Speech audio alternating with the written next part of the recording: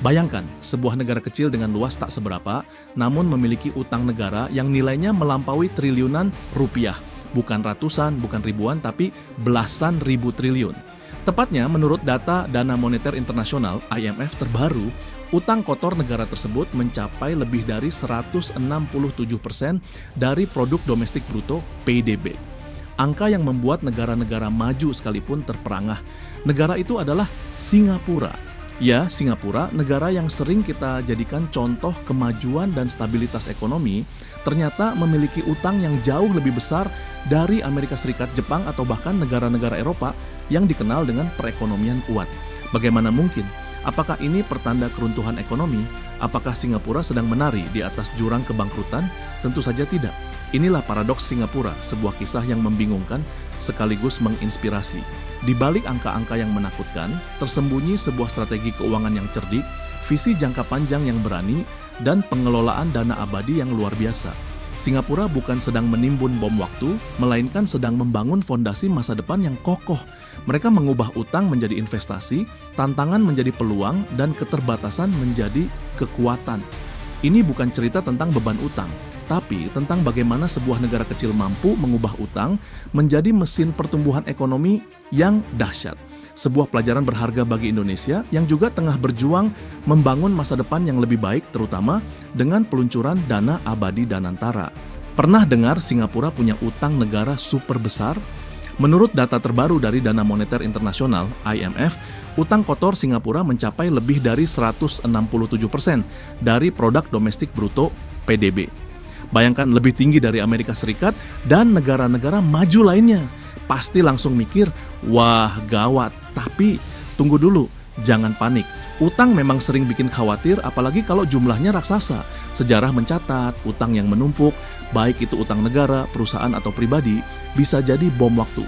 Tapi, kenapa Singapura yang terkenal kaya dan maju kok malah punya utang segede itu?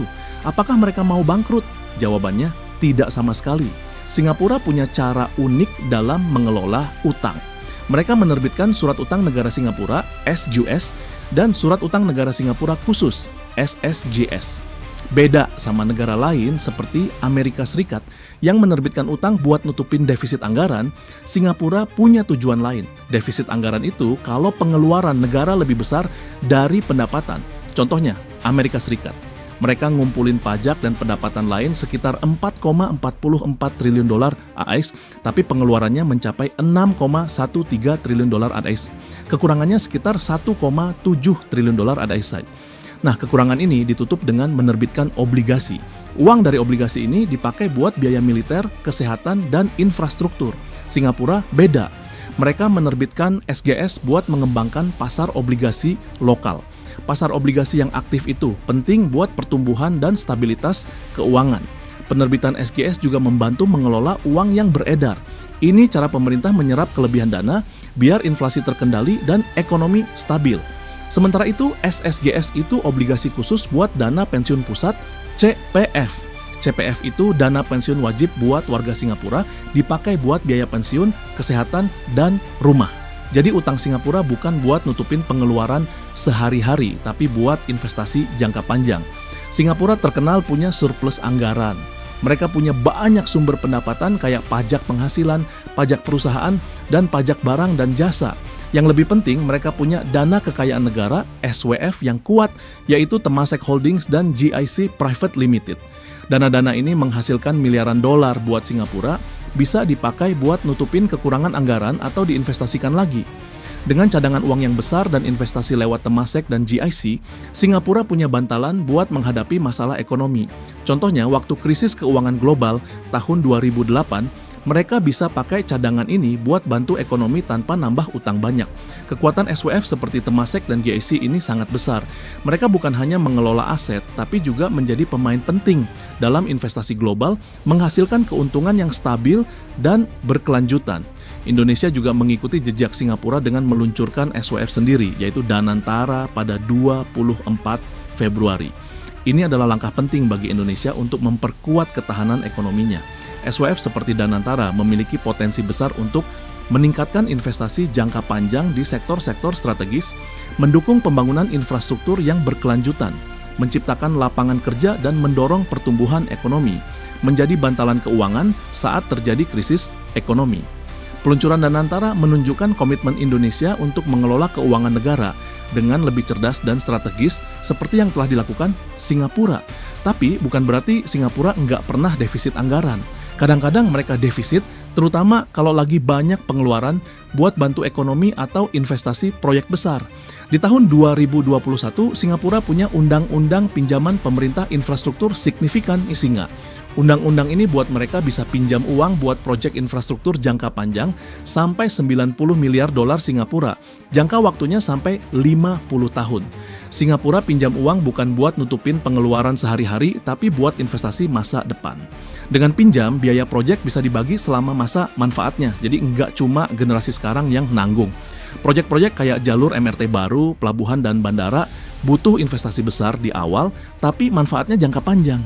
Singapura dikenal sebagai negara yang pintar mengelola keuangan. Mereka prioritaskan investasi jangka panjang dan infrastruktur buat pertumbuhan yang berkelanjutan. Investasi di transportasi umum misalnya nggak cuma bikin hidup warga lebih nyaman, tapi juga narik bisnis dan talenta. Tentu saja ada risiko. Gimana kalau proyek yang dibiayai utang nggak menghasilkan keuntungan yang diharapkan? Tapi yang penting diingat, Singapura punya neraca keuangan yang kuat. Aset keuangan mereka jauh lebih besar dari utang mereka. Berikut adalah tabel perbandingan utang negara. Dari tabel ini kita bisa lihat bahwa tujuan utang Singapura berbeda dengan negara lain. Mereka fokus pada investasi jangka panjang yang akan memberikan manfaat bagi generasi mendatang. Ini pelajaran berharga buat Indonesia bahwa utang bisa jadi alat untuk membangun masa depan yang lebih baik asalkan dikelola dengan cerdas, transparan, dan dengan adanya pengelolaan dana abadi yang baik. Singapura telah membuktikan bahwa utang bukanlah momok menakutkan jika dikelola dengan visi jangka panjang dan strategi yang matang. Mereka mengubah tantangan menjadi peluang, memanfaatkan utang untuk membangun infrastruktur modern, memperkuat ekonomi, dan menciptakan kesejahteraan bagi rakyatnya. Indonesia dengan peluncuran Danantara memiliki potensi besar untuk mengikuti jejak kesuksesan Singapura. Kita memiliki sumber daya alam yang melimpah, pasar yang besar, dan generasi muda yang bersemangat. Dengan pengelolaan keuangan yang cerdas, kita bisa mengubah utang menjadi investasi masa depan yang akan membawa kemakmuran bagi bangsa. Mari kita belajar dari Singapura, tidak hanya tentang bagaimana mengelola utang, tetapi juga tentang bagaimana membangun fondasi ekonomi yang kuat dan berkelanjutan. Dengan semangat gotong royong dan kerja keras, kita bisa mewujudkan Indonesia yang maju dan sejahtera. Akhir kata, mari kita renungkan. Ke Singapura membeli batik, pulang-pulang membawa nanas. Utang negara bukanlah intrik jika dikelola dengan cerdas dan tuntas.